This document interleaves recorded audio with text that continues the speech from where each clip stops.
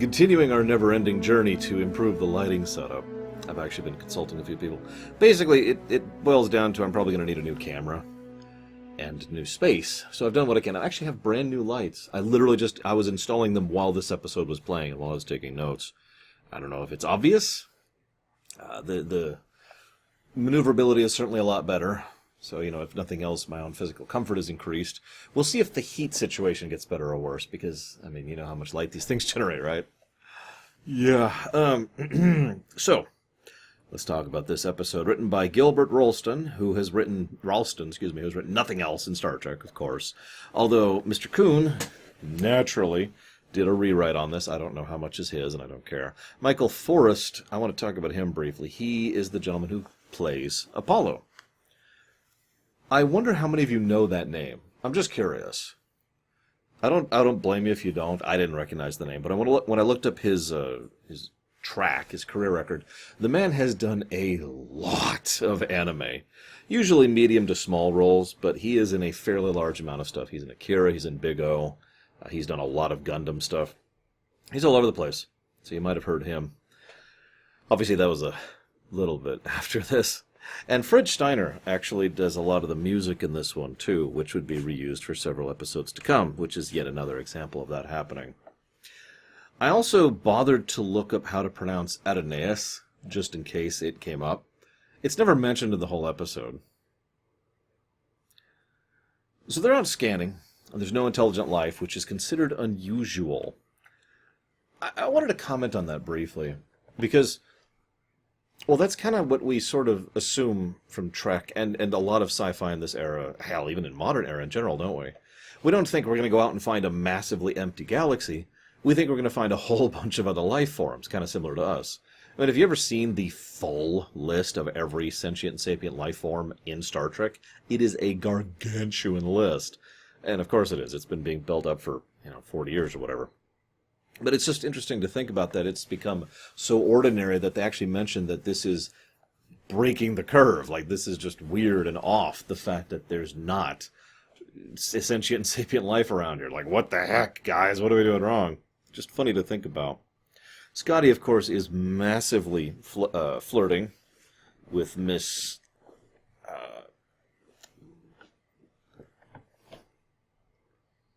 I'm staring at my own pronunciation guide. It was Palamas? Palamas, that was it. That's how they pronounced it. Palamas. Miss Palamas. And okay, that's fine. Everyone except Kirk can flirt on the show. That's actually an established thing. Kirk's married to his ship, and everyone else can just do whatever. With one interesting exception. McCoy mentioned that Scotty thinks he's the man for her. Okay. She's never seen again, by the way. But more importantly, she mentions that she's not sure if he's the man for her. Now, if you don't really get why I'm bringing this point up, well, that's fine, but the implication here is marriage, an actual legitimate union, not just, hey, it's, you're hot, let's go have some sex every now and again, or let's go date, or let's just be friends and also make out, or whatever layer you particularly want to use there. No, the idea is that this is intended to be something a little bit more permanent. Okay, that's fine. Then, pretty soon she'll be leaving the service. And Kirk says, yep, I don't really think of it as just losing an officer, but gaining... Actually, I'm just losing an officer. Hold up. Why does she have to leave the service in order to be romantically connected to Scotty? Now, I know what you're going to say, because you've seen Balance of Terror, where it's mentioned also that, I forget her name, in that episode, Miss Tyler's, I think, is also going to leave the service pretty shortly after getting married to Lieutenant, I forget his name, but he died in that episode. Why is that a thing? We all know the rules about, rules. We all know the concept of don't have a relationship in the workplace, and there's lots and lots and lots and lots of good reasons to do that. But why is it just sort of suddenly kind of a thing where one of them will bow out of the service, whereas the other one will not? And, of course, it's the woman both times. You can answer whatever you want here. But in all honesty, I can't come up with a good answer for this one. At the most, I think they'd try to split them up so they don't work on the same ship, but even that just kind of raises an eyebrow on that one a little bit, doesn't it? And there are plenty of examples in more modern Trek, of course referring to the TNG, DS9, Voyager, and Enterprise era, of people who are romantically connected, working on the same ship, and it's fine. So, what's the issue here? I'm actually curious. Again, if anybody out there can come up with either an official answer or, far more interestingly, a headcanon answer, I'd be curious to know what you have to say on this one.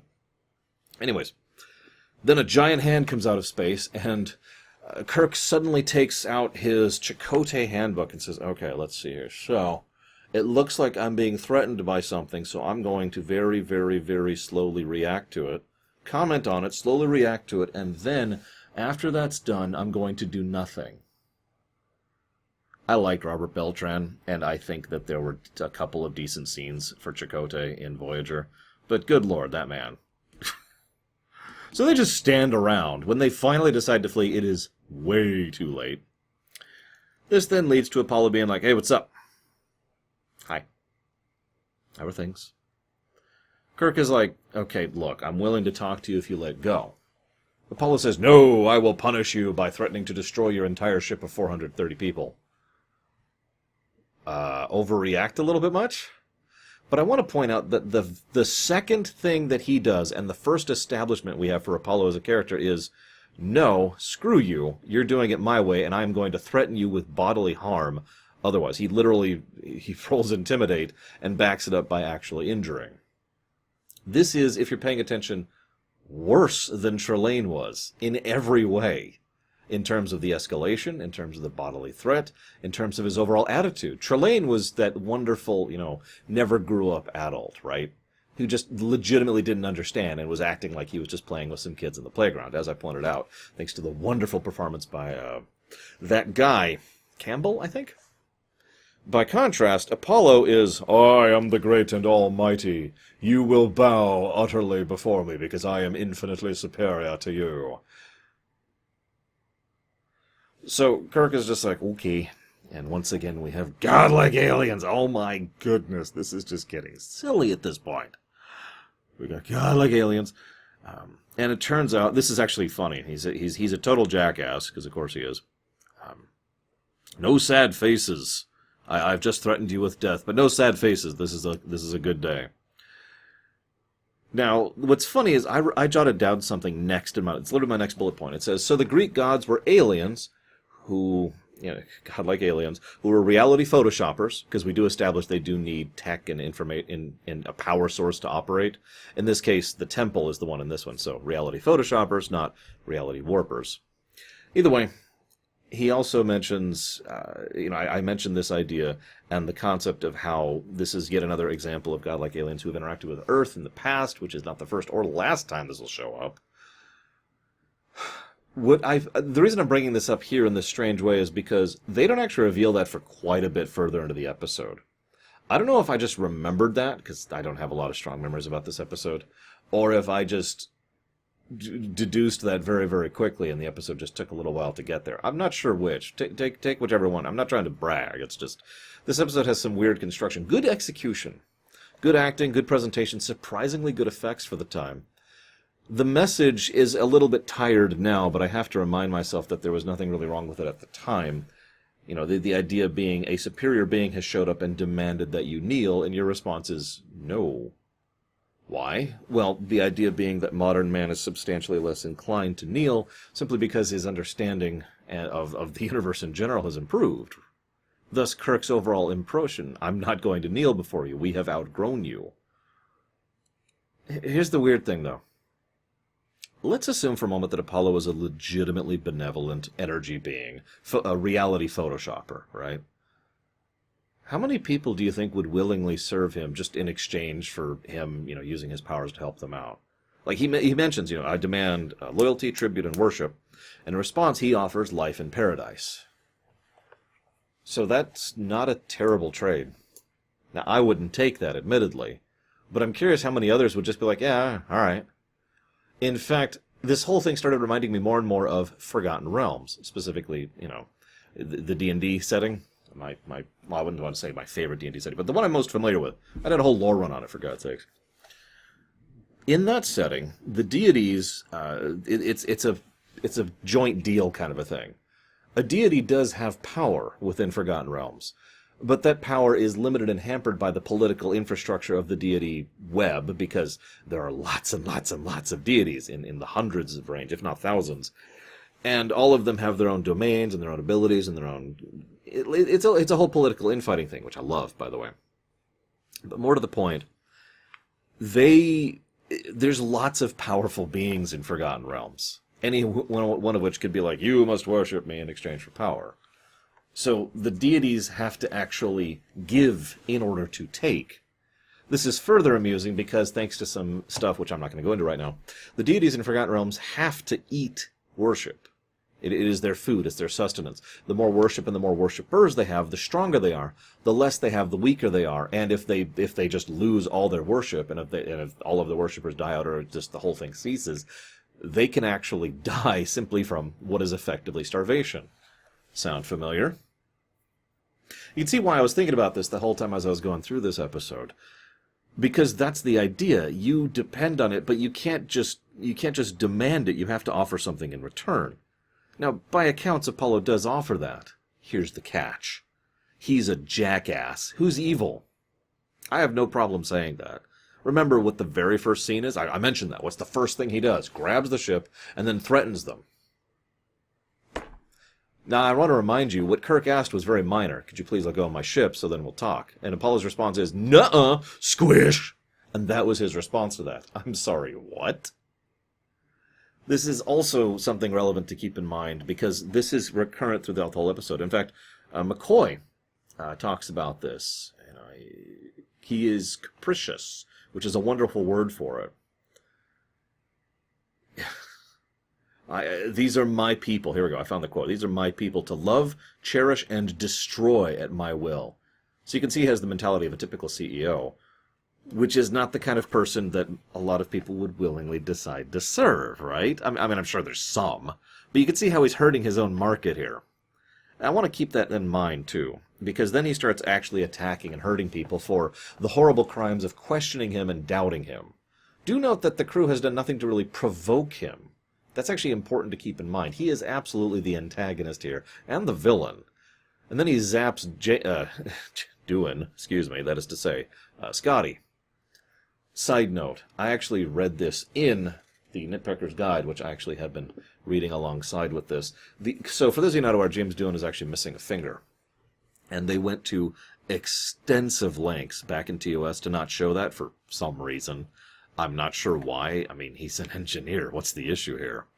But they missed a golden opportunity in this episode because, and I agree with the author's, what was the author of this book's name? Mr. Farron's conclusion here, and the idea that they could have used the shot where he gets hit and the phaser basically blows up in his hand as an excuse to say that's where the injury comes from and now we don't have to hide it anymore. But no, it would take until, I think, Star Trek II?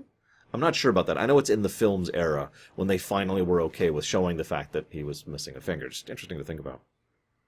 So, then we see the most famous dress in Star Trek history, and I'm not actually making that up. That dress has literally been worn outside of Trek at a ball kind of a thing, which it's not a ball, but it was an event that I can't remember the name of right now. But it was also worn in another show, and it's pretty much the thing that you find if you look up Mr. Theiss and his costume work. That's one of the first things you're going to see. And it's no wonder, because it's a bit of a marvel of engineering. From the way it's constructed, from the notes about it, it kind of attaches at the hip, and then the part that goes over her chest is only held in place by the weight of its own attachment to the cape which trails behind her. It is astonishingly flimsy looking. I don't know how actually flimsy it is. I don't know. I have no way of knowing that.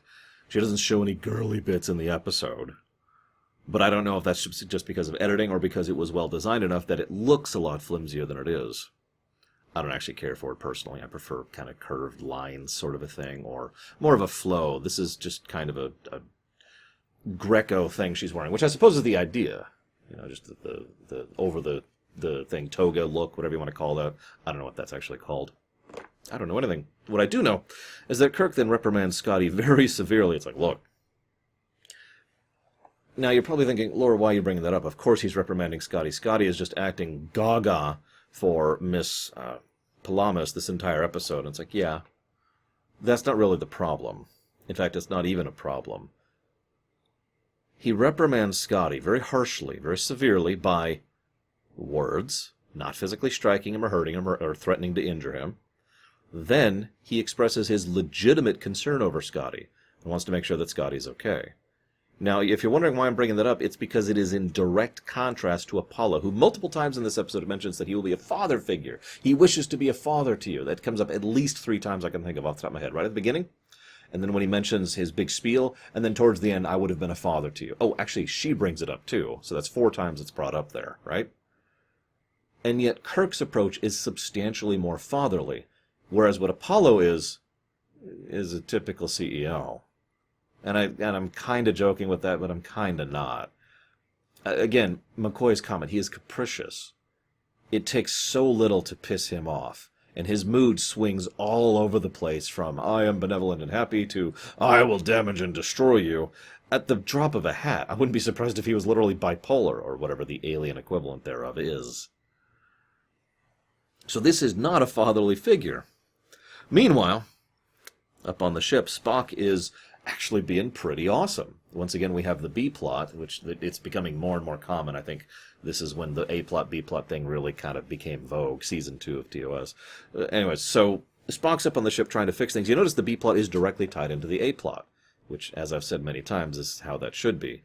And it's mostly about him trying to figure out what's going on and convince Uhura, hey, screen time for Uhura, that she can actually work through this. You'll notice also Chekhov actually gets several decent lines at several points in this episode, because he's down below and figures out the whole power source thing. So I'm just pointing this out because you can see how Season 2 is at least trying. I hate to keep showing my work, but that is my nature. Uhura works on the comms, and then there's this wonderful scene where he's like, oh, the other gods have died. Or, no, excuse me, she says the other gods have died. She says, no, not died, not as you know it. He then describes death to her. Just say they died, dude. It's not hard. What happened was they ran out of nourishment and food because they didn't have any worshippers left. Sound familiar? And so they drifted themselves on the wind and, in his own words, reached a point of no return. Yeah, it sounds a lot like died to me. Jackass. Uppity elitist prick, which is another reason I don't like him. I will admit the actor Michael Forrest adds to him. It does, his charisma and presentation does add to what would otherwise be an absolutely aggravating character. Oh my gosh. But this then leads to the kiss. I'm totally in love with you. You notice this is their second scene together. At least with Edith Keeler, a month and a half had passed. Why does she love him? She states she does. I have to take her at her word. Why does he love her? I mean, okay, no, actually, him loving her makes perfect sense. It's the first woman he's seen in 5 millennia. Yeah, no, he loves her. I'm pretty sure any woman who came down, he would have that reaction to. Then they try to provoke him to weaken him. And Palamas is like, no, I will stop you. And it's just like... And notice that he does get weaker. This is probably because his mana stores are low, because he hasn't had worship in 5,000 years. He's probably barely holding on, if we're being honest. Which is, of course, when the B-plot comes back in and they manage to punch through the hand and destroy the thing, and all sorts of fun stuff happens. I want to jump in here, though, really quick. Why does she get into this guy? He's not exactly a con. Okay, actually, never mind. Now that I said it out loud, he's a lot less mentally and emotionally abusive than Khan. So, okay, I can totally see why she's into him. Here's the thing. The way she talks is terrifying. He wants what's best for us. He's so kind. Remember, this whole episode we've seen how, I'm going to use that word one more time, capricious he's been. Or how about vicious? Or bullying? Or how about childish? I think that applies too. This guy has been a violent bully this entire episode. He's so kind. He just wants what's best for all of us. And put those two things side by side and you see just how kind of unpleasant and creepy this whole thing is. Ultimately, the more I looked into this episode, the more I dissected it, the more I'm just like, you know what, 60s. We just need a stamp. Plonk! 60s. Alright. Moving on. This then leads to the storm scene. I mentioned the effects in this episode are actually quite good, and they are. The storm scene is astonishingly well done. They were so limited in what they could do. They had this tiny, tiny set. This dinky little thing. and they just zoom the camera in and focus it kind of up and down. And they also do several good things with trying to make it seem like he's growing big or doing the lightning bolts. It's actually impressive effects. And I don't even just mean the touched-up remastered version. This is one of those weirdly good episodes that uses its effects well. So credit to them. Certainly better than Cat's Paw. So then the episode ends, and everyone's like, oh, poor Apollo. He cries, oh, I would have loved you all, but now I must go, there's no more room for gods. And he fades away, and he dies, because that's what it is. Why is the episode trying to make this jackass out to be sympathetic? Even Kirk is like, maybe we could have gotten some laurels for him. You are the one who was most opposed to him, and with good reason. Don't give me that crap.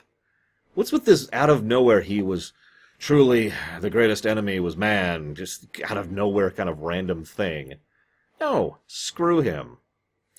If Apollo had walked up and said, hey, so I need worshippers? I can give you, like, a good life if you do so. And the crew would have been like, well, no.